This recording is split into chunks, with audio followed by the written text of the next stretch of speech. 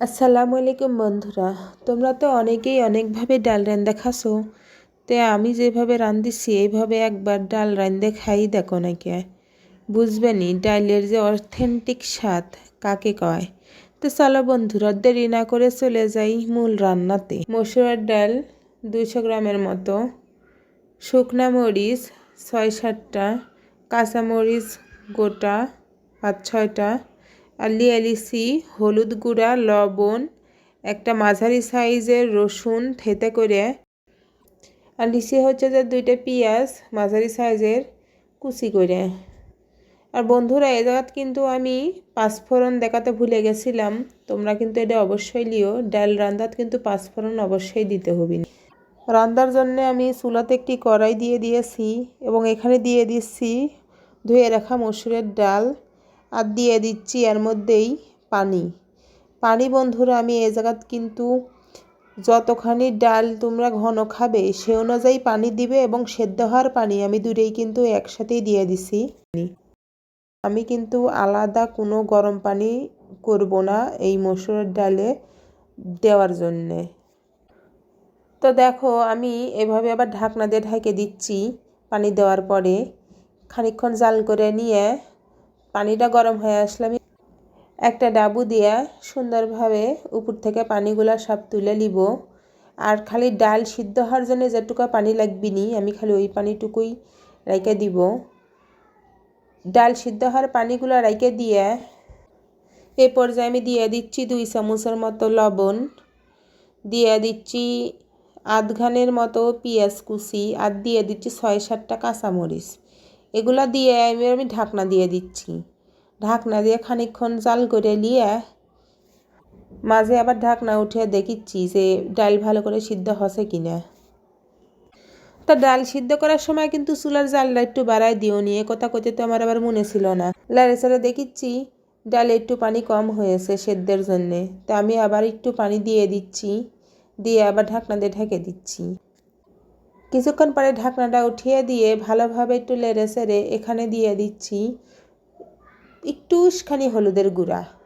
দেখতেই পাচ্ছ মসুরের ডালে কিন্তু খুব বেশি হলুদের গুঁড়া কেউ দিবে না, দিলে কিন্তু ডালের স্বাদ একেবারেই নষ্ট হয়ে যাবে নি। খুবই সামান্য পরিমাণে হলুদের গুঁড়া দিয়েছি। দেওয়ার পরে এ পর্যায়ে আমি একটি ঘুটনো দিয়ে ডালগুলো আমি ঘুটানাটা দিয়ে দিচ্ছি। এরপরে ডালগুলা সুন্দরভাবে ঘুটানাটা দেওয়ার পরে আমি এখানে দিয়ে দিচ্ছি সে যে উঠিয়ে রাখা গরম পানিটা, ওটাই ঢেলে দিচ্ছি সবগুলা। দেওয়ার পরে একটু নেড়েচেড়ে ঢাকনা দিয়ে দিচ্ছি। ঢাকনা দিয়ে আমি বেশ কিছুক্ষণের জন্য জাল করে নিব এবং বলক না আসা পর্যন্ত অপেক্ষা করব।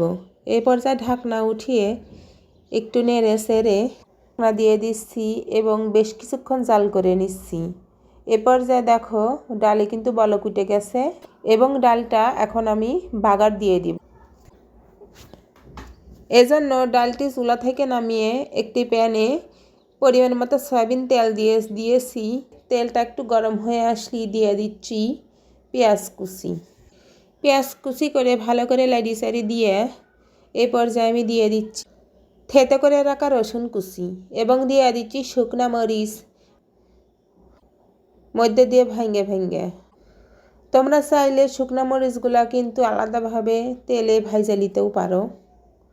এবং এই পর্যায়ে পেঁয়াজ রসুনগুলো একটু বাদামি বর্ণ হয়ে আসলে এ পর্যায়ে আমি দিয়ে দিচ্ছি প্রায় 1 চা চামচের মতো পাঁচফোড়ন এবং 1/2 চা চামচ গোটা জিরা। এগুলো দিয়ে একটু নেড়ে চেড়েই ডাল আমি বাগার দিয়ে দেব। এই জায়গাতে আমি 1 ডাবু ডাল দিয়ে দিচ্ছি এবং সঙ্গে সঙ্গে একটা ঢাকনা দিয়ে ঢেকে দিচ্ছি।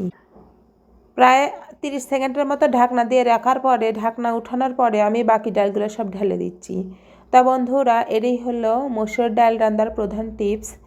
ডাল যদি তুমি বাগার দেওয়ার সঙ্গে সঙ্গে একটি ঢাকনা দিয়ে ঢেকে দাও এবং সেইটার জন্যেই তোমার ডালের স্বাদ কিন্তু অনেক বেড়ে যাবে নি। বিশ্বাস না হয় বাড়িতে একবার চেষ্টা করে দেখো, যদি এরকম না হয় তারপর আমাকে কইও নি। বলক তুলে নিবনি, নেওয়ার পরে আমার রান্না দেখা হয়ে গেছে। আর শোনো বন্ধুরা, এইভাবে যদি একবার বাড়িতে রান্ধো তাহলে যে ডাল খাইতে চাবি না নি সেও কিন্তু খাবি নি দেখো নি। তুমি গোস্ত দিয়ে জানা ভাত খাইতে পারবে নি, এইভাবে যদি ডাল রান্ধো তার চেয়ে বেশি ভাত তোমার ফুরায় যাবি নি। ভিডিওটা যদি তোমাদের কাছে ভাল লাগে তাহলে একটা লাইক কমেন্ট শেয়ার করে ফলো দিয়ে দিও। তাহলে পারে আরও নতুন নতুন ভিডিও তোমাদের জন্য বানানোর জন্য উৎসাহ পাবনি। তো সবাই ভালো থাকো বন্ধুরা, আল্লাহ হাফেজ।